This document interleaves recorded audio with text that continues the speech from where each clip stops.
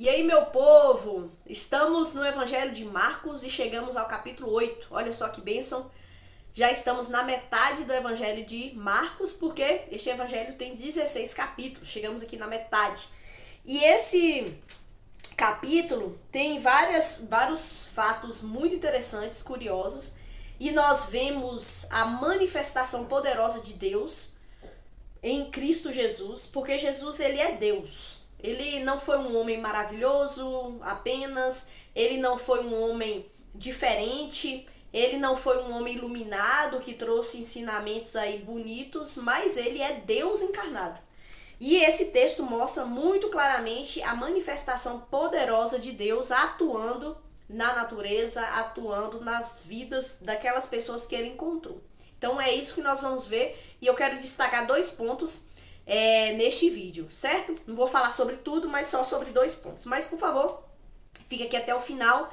Lembrando que todo sábado tem vídeo aqui, especialmente do Evangelho de Marcos. Então, você é meu convidado para participar e acompanhar o livro de Mateus, que eu já dei o estudo, e agora no livro de Marcos. Mas, talvez você chegou aqui de paraquedas e ainda não me conhece. Então, é muito prazer. Meu nome é Alba e você está no canal Pouco Tempo. Gostaria de pedir a você que, se você ainda não é inscrito nesse canal, que por favor se inscreve aí, curte, compartilha, fique à vontade para mandar aí para os seus grupos de WhatsApp, grupo de igreja, alguém que você deseja que essa pessoa conheça mais da palavra de Deus. Esse é o momento. E eu tenho usado nesses vídeos, nesse vídeo aqui, por exemplo, é a versão transformadora da Bíblia Sagrada, versão transformadora. E vamos então adentrar no capítulo de Marcos, capítulo 8. E como eu disse, nós vemos que Jesus não é um homem qualquer, Jesus é Deus. Por que isso? Porque já começa de cara Jesus multiplicando pães. É a segunda vez que ele multiplica pães. Então tinha uma multidão. No versículo 9 fala que era mais ou menos 4.000 homens. E isso eles não contavam nem as mulheres nem as crianças. Então talvez tinha mais de 10.000 pessoas diante de Jesus. E Jesus tem nas mãos o quê? 7 pães. E o texto fala alguns peixes. E aí Jesus ergue esses alimentos aos céus, agradece a Deus por aquilo que ele tem nas mãos. E ele então dá aos seus discípulos. E os seus discípulos começam a dar para a multidão. Então imagine, um discípulo está com um pedaço de pão, está com pão. Ele rasga esse pedaço, dá para a pessoa. Quando ele vai, tem mais pão. E esse pão não acaba. Ele tira um pedaço, mas tem mais. Ele tira. E ele dá. E no versículo 8 fala: todos comeram à vontade. Então os pães e os peixes, aquela multidão de umas 10.000 pessoas, é muita gente. Todo mundo comeu à vontade, que até sobrou. Só quem pode fazer esse milagre é Deus. Então nós vemos claramente que Jesus não é um homem qualquer, não é um grande profeta, um grande mestre, apesar dele ser um grande profeta, apesar dele ser um grande mestre, um grande homem, mas esse homem é Deus encarnado. E aí o texto continua e agora de novo os fariseus vêm até Jesus e pedem um sinal. Aí o versículo 11 fala assim: alguns fariseus vieram ao encontro de Jesus e começaram a discutir com ele para pô-lo à prova, exigindo que ele mostrasse um sinal do céu. Ao ouvir isto, Jesus suspirou profundamente e disse: por que este povo insiste em pedir um sinal? Então, assim, os fariseus, a atitude deles é uma atitude que, infelizmente, é inerente ao homem. Muitas vezes, o homem incrédulo, pecador, nós temos dificuldade de olharmos para Deus. Porque Jesus já tinha feito tantos sinais, Jesus já tinha curado muitas pessoas, a própria multiplicação de pães, acalmou as tempestades, ressuscitou pessoas. Então tudo que Jesus fez é uma prova cabal de que ele é Deus. Jesus disse que era Deus, mas Jesus também fez prodígios, sinais e maravilhas para atestar isso.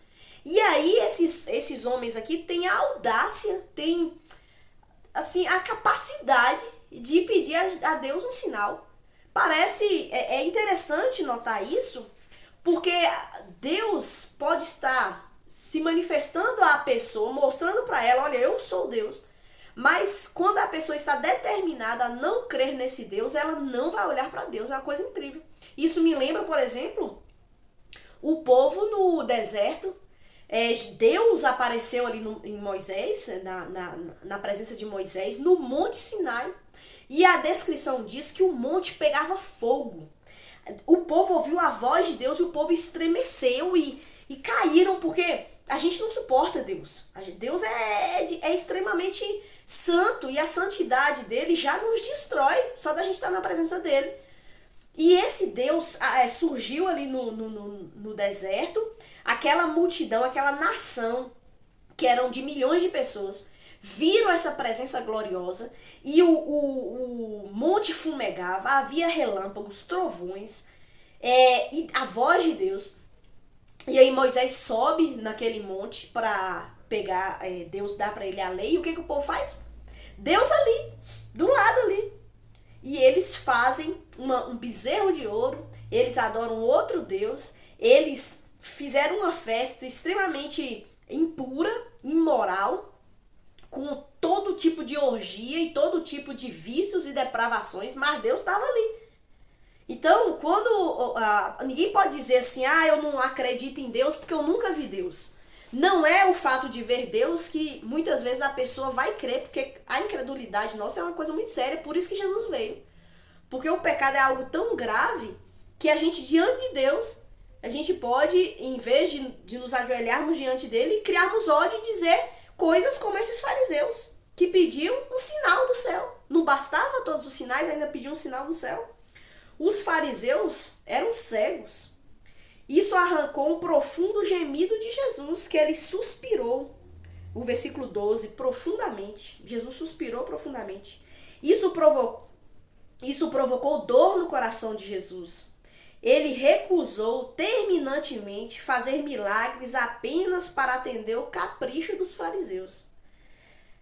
A recusa de Jesus não significa que ele não poderia. Porém, ele recusou colocar-se debaixo do controle externo. Sempre que nos aproximamos de Jesus, vendo-o apenas como um milagreiro e não como Salvador, que veio buscar o perdido, isso lhe provoca dor. Então você vai até Jesus por quê? Pra quê, né? Será que é só para buscar o que de Jesus, né? Jesus conhece o seu coração. Nós precisamos buscar Jesus como nosso Salvador. E aí o texto continua, e aí os discípulos entram na discussão, porque Jesus ele adverte eles para que tenham cuidado com o fermento dos fariseus e de Herodes. Então Jesus, os discípulos viram a situação, e aí Jesus usa esse link e falou, cuidado com o fermento dos fariseus e de Herodes. Aí os discípulos, sem discernimento, e esse texto vai falar sobre discernimento espiritual, nós precisamos ter discernimento espiritual, porque eles, sem discernimento nenhum, eles começam a discutir sobre pão, porque Jesus fez a multiplicação dos pães, eles não trouxeram pão, aí ficou nessa discussão sobre pão. Jesus não estava falando sobre pão. Jesus estava falando, em primeiro lugar, sobre a necessidade de guardar-se das más influências. Nós precisamos ter cuidado. Jesus não está falando sobre o fermento do pão, mas do fermento da doutrina. A justiça própria, que era dos fariseus, né? Qual é o problema dos fariseus? Qual é o fermento dos fariseus? A justiça própria. Então eles achavam que eles se bastavam, que eles, por cumprirem a lei, eles eram bons e mereciam a salvação. O formalismo e a religião vazia dos fariseus, bem como o ceticismo de Herodes. Por um lado, os fariseus eram dessa forma, que eu acabei de falar, e por outro lado, Herodes, com seu ceticismo de estar diante de Jesus. Ele também, a gente já viu nos capítulos atrás, Herodes ouviu da mensagem da boca de João Batista, mas mesmo assim ele se recusou a crer e confiar nesse Jesus. Os falsos profetas e os falsos ensinos têm prejudicado mais os cristãos ao longo da história do que as próprias perseguições sangrentas. E hoje em dia existe um fermento muito grande por aí, onde existem igrejas abrindo, pipocando em todo quanto é canto, mas que traz uma doutrina errada a respeito de Deus. Muitas igrejas, principalmente na área neopentecostal, leva um cristianismo sem cruz, sem renúncia, sem compromisso, onde a pessoa vai atrás de Jesus como um milagreiro, para resolver as suas questões pontuais e não tocar profundamente na sua vida. Isso é um problema, isso é um fermento entre nós. O fermento fica escondido, mas espalha-se e contamina, e nós vivemos isso, infelizmente. O fermento dos fariseus era o tradicionalismo, a tradição deles. O fermento de Herodes e seus seguidores, os herodianos, era o secularismo. E o fermento dos saduceus era o ceticismo. Então, Jesus adverte, nós precisamos ter discernimento espiritual, porque Jesus vai continuar agora falando sobre o discernimento espiritual. E existem três coisas que acontecem aqui nesse capítulo que vão ilustrar pra gente e nos conduzir ao discernimento espiritual. Eu falei aqui do neopentecostalismo. Talvez você é neopentecostal, talvez você é pentecostal e você fica ofendido. Ou talvez você é de uma igreja mais conservadora, tradicional, histórica, mas nem por isso nós estamos longe do fermento, da falsa doutrina. Por isso que nós precisamos de discernimento espiritual para não sermos contaminados com esse fermento que é um evangelho da graça barata, onde a pessoa não precisa tomar a sua cruz, nós vamos ver isso nesse instante, onde a pessoa não se compromete com Cristo, onde não há arrependimento de pecados e onde a pessoa se relaciona com Deus como um milagreiro, como alguém que vem para solucionar seu problema pontual, físico, do momento, mas sem amor e sem relacionamento com esse Deus. Esse texto nos mostra 3 quadros diferentes abordando a questão do discernimento espiritual. Repare. Primeiro, Marcos fala da falta de discernimento do cego acerca das pessoas, porque aí Jesus cura um cego. E aí essa cura podemos também aplicar para a questão espiritual. Às vezes nós estamos cegos. Esse homem, Jesus, ele passa, cuspiu nos olhos desse homem, pôs as mãos sobre ele e perguntou, vê alguma coisa? Versículo 24.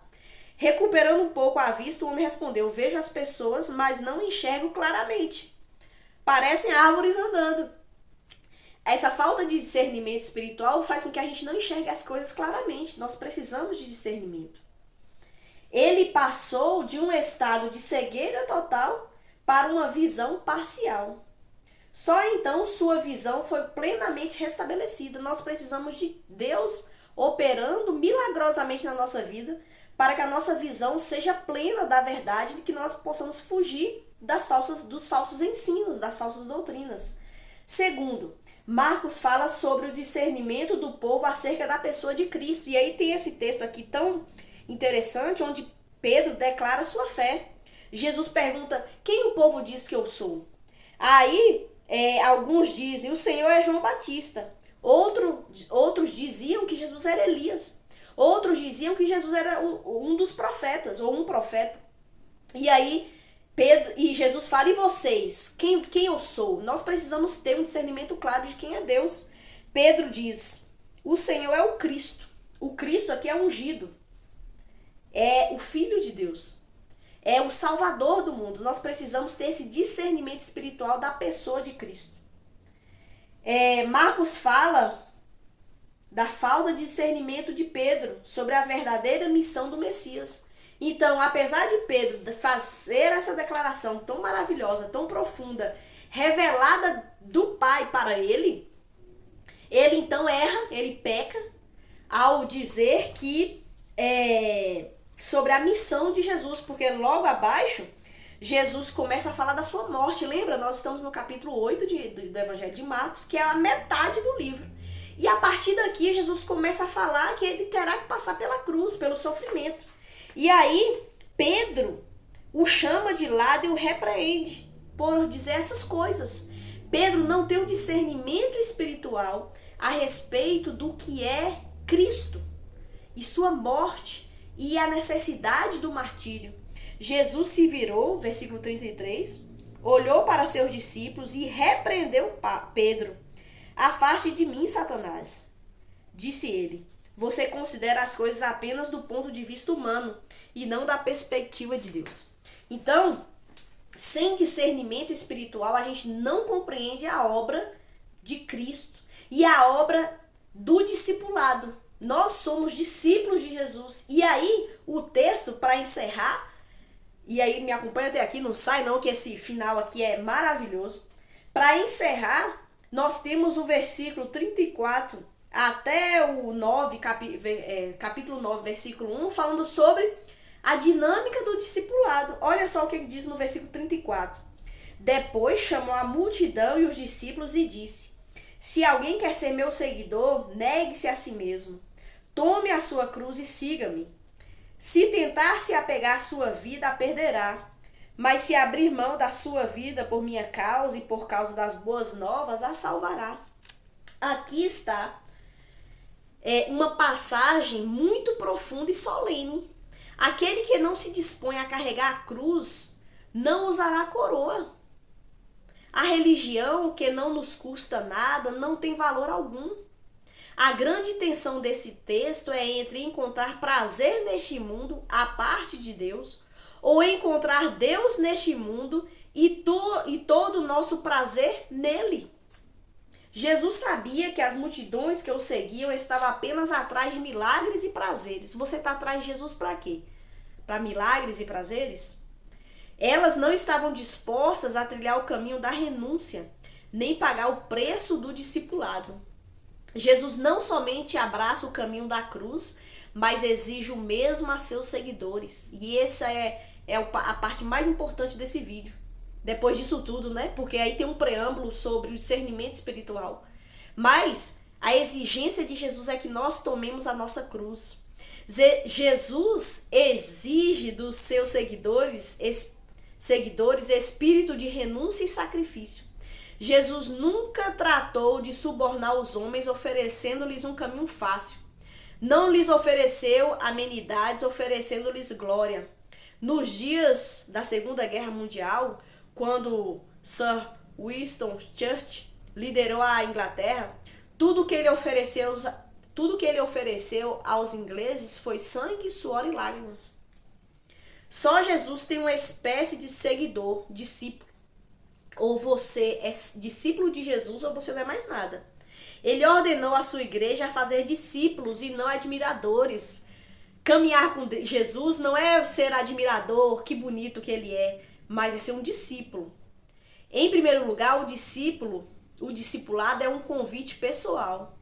Jesus falou: se alguém quer, a soberania de Deus não viola a vontade humana. Em terceiro lugar, o discípulo é um convite para uma renúncia radical.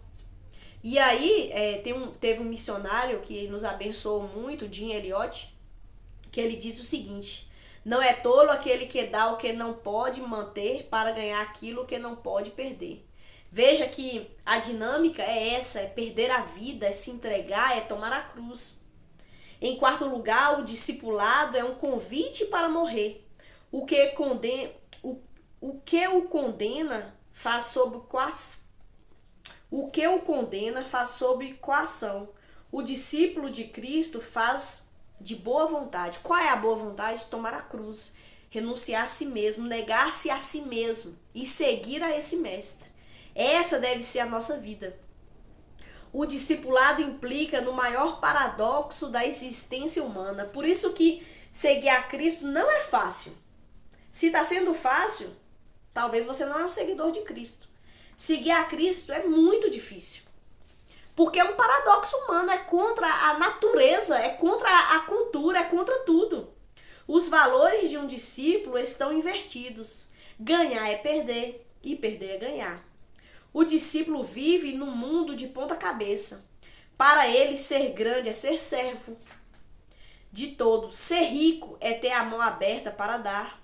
Ser feliz é renunciar aos prazeres do mundo. Satanás promete a você glória, mas no fim lhe dá sofrimento. Cristo oferece a você uma cruz, mas no fim lhe oferece uma coroa e o conduz à glória. Esse é o grande paradoxo.